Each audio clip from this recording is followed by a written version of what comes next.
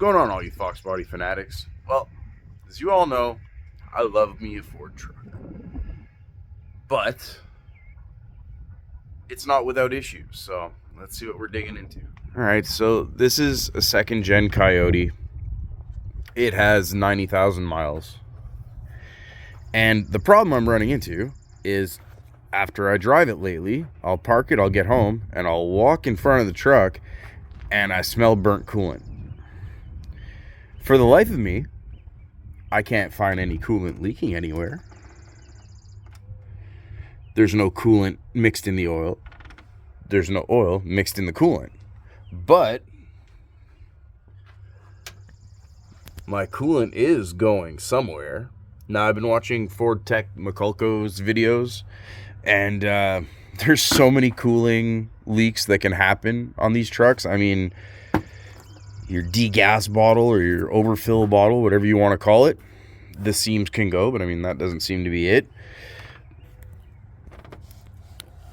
Ford, for facility on the assembly line, use a lot of these clips. Now, he says these can all go bad. The thermostat housing itself can go bad, and it can leak out the bolts. It can leak out the weep hole of the water pump. These heater hoses and junctions are known to leak. And I mean, how many flipping cooling hoses do you have on one vehicle? Look, overflow, coolant, all these weird T's. I don't know. So I can smell it, but I've crawled up and under the truck, and I don't see coolant anywhere. So I'm a little bit stumped. So I guess the next step is I'm gonna have to do a pressure test and see where it's leaking. So I don't know. I'll give you an update when I get it figured out. I'm not filming because working on this thing is actually a pain in the ass. Climbing all around it and stuff. And anyway, these are reliable engines, and they sound good, and they do a good job, and they're obviously very easy to not easy to modify. But so this is my first Coyote, and I don't know. I've had some issues with it. First of all, it's always been a noisy engine. It's at 90,000 miles, so I don't know, maybe it's due for all the timing crap, but I don't know. Right now, I'm just trying to figure out what this coolant leak is. This oil all over here is when I bought the truck, the guy was like, the dealer was like, you know what, I'll change the oil for you. No. So they changed the oil, and anyway, I get home. There's oil all over my driveway. These geniuses left the cap right here in the valley. So there was oil everywhere. And so that's obviously not coolant. But yeah, I don't know. Still trying to figure out where this coolant smell is coming from. I mean, it didn't smell like coolant before. And in the last week, it's strong, so I don't know if it's leaking somewhere and dripping onto the engine and boiling off, because if you look underneath it, it's not leaking. And like I said, I've crawled up and down this truck, so we'll figure it out, guys. If you guys have any ideas, just leave it in the comment. I'm a little stumped. Never had a Coyote before, so... Man, 302s are so simple. So I tried for hours, for actually a couple of days, to try and find the coolant smell coming from the engine bay. Couldn't find it leaking anywhere. Tried behind the alternator, the heater core plug, you name it. Every hose that can go bad on a damn Coyote. I checked them all. And I finally gave up, and I brought my truck to the shop. Yeah, that's right. They had it for 12 days, and then I get a text. Sorry, unfortunately, we couldn't find the leak. So I go to pick up the truck, and I know these guys, they've been in business for 60 years. They know what they're doing. He's like, listen, I put cameras on your truck. He's like, I did a leak down test on your truck, you name it. He's like, can't find it. So he's like, top off the coolant and keep driving it. He's like, or you could take it to Ford, but he's like, they're gonna hose you. So the only thing I can think of is gas getting out because the cap is bad. So I went to Wrong Auto, bought the actual Motorcraft, because you know these Fords, I only put Motorcraft on this vehicle. So I'm gonna top up the puke bucket, and I'm gonna put a new cap on it, and I'm gonna see if that fixes it.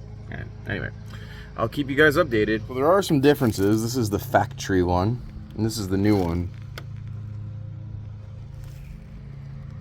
They're both Fomocos.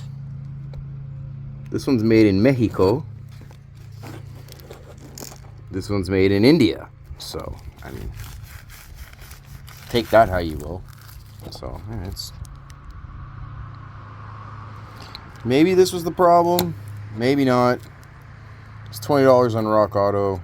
So, we'll top up the puke bucket, put the new cap on, and fingers crossed we don't smell coolant anymore, because it's not coming from the heater core, it's not coming from any of these crossover hoses, it's not coming from the intake, it's not coming from the heater core behind the alternator, it's not coming from the water pump, it's not coming from the thermostat housing, it's not coming from the radiator, it's not coming from any of the hoses or any of the clips.